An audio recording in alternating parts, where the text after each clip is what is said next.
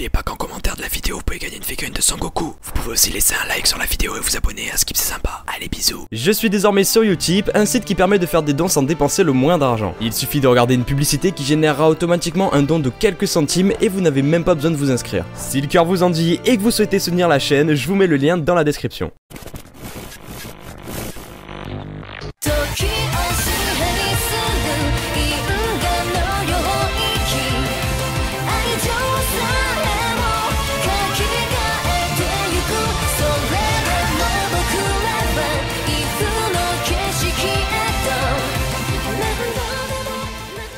Qui dit changement de saison, dit début d'une nouvelle saison d'animé. À un moment tant attendu par les fans de Japanimation. À chaque fois c'est la même aventure, une chasse au trésor parmi toutes les nouvelles sorties afin de trouver les animés qui vont nous faire le plus kiffer. Bonjour à tous et à toutes, ici Denoz. Aujourd'hui je vous propose une vidéo qui va résumer les plus grosses sorties d'animé de cet automne afin de vous permettre de ne rien rater. Je vais vous parler seulement de 5 animés, donc surtout n'hésitez pas à en donner d'autres dans les commentaires. Ça permettra à tout le monde, moi y compris, de faire peut-être de nouvelles découvertes. Allez, assez parlé, c'est parti pour la vidéo. Goblin Slayer est le seul nouvel animé de cette vidéo dans le sens où il est inédit et n'a pas de préquel en animé. Suite au massacre de sa famille par une horde de gobelins qui sont des créatures perverses sans pitié et bien organisées, un jeune homme consacre sa vie à leur extermination. Les années ont passé et aujourd'hui il est connu comme le Goblin Slayer, d'où le titre de l'œuvre évidemment. C'est un redoutable épéiste qui traque sans relâche ses monstres pour les éliminer jusqu'au dernier. Il va ainsi rejoindre des guildes d'aventuriers pour accomplir de dangereuses missions avec un seul objectif, tuer un maximum de gobelins sur son passage. Goblin Slayer est adapté du manga du même nom et sortira le 6 octobre. Comme vous vous en doutez, l'anime sera un seinen assez violent et sera dans un style fantastique. Je dois dire que ça fait un petit moment que j'attends cet animé car je n'ai jamais eu la foi d'acheter les tomes du manga et son adaptation animée va être un bon moyen de voir ce que l'œuvre a dans le ventre. Restez donc à l'affût et ne ratez pas le premier épisode de cet animé, ça annonce sûrement de bonnes choses. Le 5 octobre commence la suite du populaire shonen Toharu Majutsu no Index, sorti à la base en 2009 en animé. La saison 2 est sortie 2 ans après en 2011 et donc cette saison 3 sort 7 ans après la diffusion de la seconde saison. Je n'ose pas imaginer la joie des fans de cet animé quand ils ont su la nouvelle, comme quoi il ne faut jamais perdre espoir. Oh, c'est quoi ça? L'anime Toharu Majutsu no Index voit sa saison 3 animée après 7 ans d'absence. Pour vous parler de cet animé sans spoiler, je me contenterai du début de la saison 1. L'histoire prend place au centre d'une ville étudiante appelée la Cité Académique. C'est dans ce lieu qu'un complot émerge opposant modernité scientifique et tradition magique. La ville a d'ailleurs plus de 30 ans d'avance technologiquement parlant sur le reste du monde. Ses habitants, qui sont donc des étudiants, développent des pouvoirs et des capacités psychiques, mais cependant tout n'est pas rose car les inégalités et discriminations font partie du quotidien d'une partie de la population. C'est donc un véritable paradis pour certains et un terrible enfer pour d'autres. La Cité Académique est une ville aux multiples facettes qui s'est attirée les foudres de l'église. L'église joue un rôle majeur et elle souhaite renverser l'ordre établi en se basant notamment sur l'aide d'une jeune fille nommée Index. Ainsi, nous suivons le quotidien de Tuma Kamiju, un lycéen dont le pouvoir est d'annuler toute magie et qui va rencontrer cette jeune fille. Mais sa rencontre avec Index, une nonne de l'église, va bouleverser sa petite vie d'étudiant. En effet, la jeune fille semble avoir connaissance d'un mystérieux et dangereux secret et est pourchassée par une sombre organisation. Voilà en gros dans quoi nous balance l'anime à la première saison et cette saison 3 continue d'adapter l'œuvre originale, donc visiblement ça annonce que du bon. Toharu Majutsu no Index est donc un animé à voir et sa suite qui sort 7 octobre est à ne pas rater.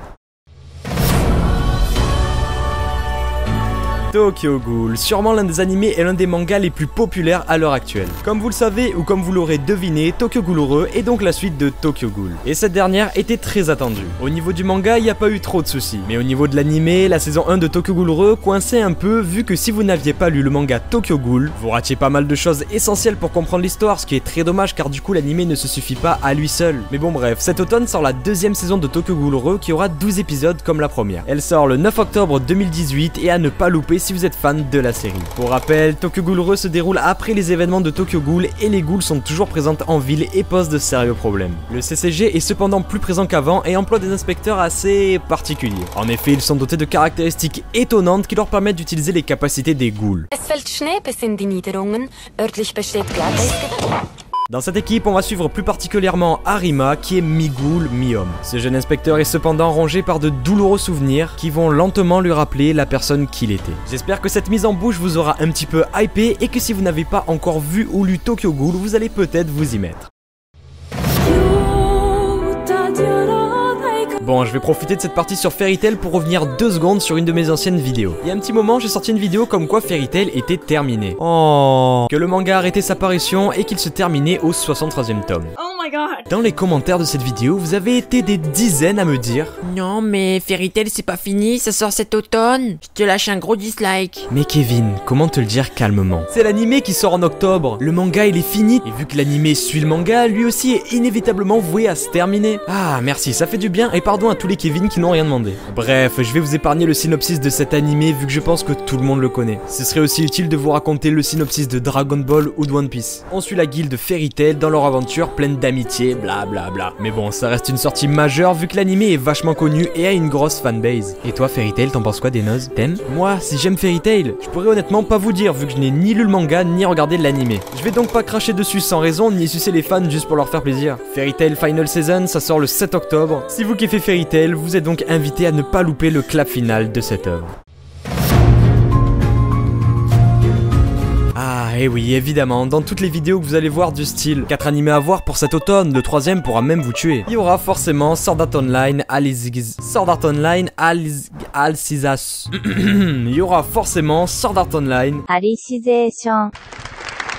Pour faire quand même le point sur SAO depuis le début, je dois dire que pour ma part, ce fut un gros ascenseur émotionnel. Attention, je ne remets pas en cause que vous aimiez telle ou telle œuvre. Chacun ses goûts, y a pas de souci, mais quand une œuvre a des défauts, que l'on aime ou non, il ne faut pas fermer les yeux sur ces derniers. Je parle ici en particulier de la saison 1, vu que je me suis pas intéressé aux autres saisons, même si à ce qu'il paraît, elles sont vraiment pas mal. En fait, comme 90% des personnes ayant vu SAO, j'ai kiffé le premier arc de la saison 1, mais malheureusement, cet arc fut incomplet car il fut abandonné pour le second arc de merde. Mais si là, vous savez, l'arc bizarre là, avec le délire des elfes et des escargots violeurs.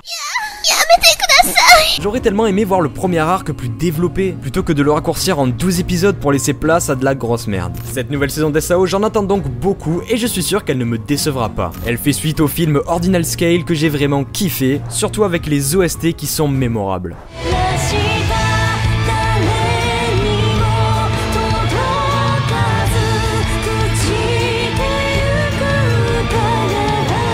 Donc je me fais pas trop d'inquiétude et j'espère vraiment qu'ils ne vont pas refaire les mêmes erreurs qu'avec la première saison. On y suit toujours les aventures de Kirito, el famoso beau gosse des jeux vidéo, qui a été victime d'une agression. Il se réveille à l'intérieur de l'Underworld, une nouvelle réalité virtuelle dont il était testeur. Ignorant comment il est arrivé là et incapable d'entrer en contact avec le monde réel, il va parcourir Underworld pour chercher un moyen d'en sortir. C'est ainsi qu'il va retrouver Ujio, un PNJ avec lequel il va se lier. Pendant ce temps, il se souvient d'un ancien souvenir au plus profond de lui. Il se souvient d'une course à travers les montagnes avec Ujio lorsqu'il était enfant. Et dans ce souvenir, il voit quelqu'un d'autre qu'Ujio, une jeune fille blonde. Elle s'appelle Alice et c'est un nom qui ne doit jamais être oublié. Résolu à élucider tous ces mystères, les deux garçons n'hésitent pas à unir leurs forces. Ils démarrent alors une longue et périlleuse aventure vers la capitale. Voilà de la bonne dose d'aventure comme on l'aime. C'est honnêtement l'animé qui me hype le plus et j'ai hâte de voir ce que ça va donner. Ça sort le 6 octobre et j'espère que comme moi vous serez devant votre écran à redécouvrir l'univers de SAO. Et voilà, on a fait le tour des 5 animés les plus attendus ou en tout cas des 5 plus grosses sorties d'animés de cet automne. C'est pas forcément celle que moi j'attends le plus, mais je pense quand même que cette vidéo pourra aider pas mal de personnes. L'avis que j'ai donné sur ces œuvres n'engage que moi, et je le redis, si vous kiffez la saison 1 de SAO dans son intégralité, c'est votre droit. Et voilà, on arrive sur la fin de la vidéo. Je vous rappelle que j'ai un Utip disponible en description et que le like et l'abonnement sur YouTube ça fait toujours plaisir. J'espère que ce genre de vidéo vous plaît, même si c'est vrai qu'il n'y a aucune originalité, mais bon, de temps en temps c'est cool de faire une petite vidéo comme ça et moi je kiffe tout autant les faire.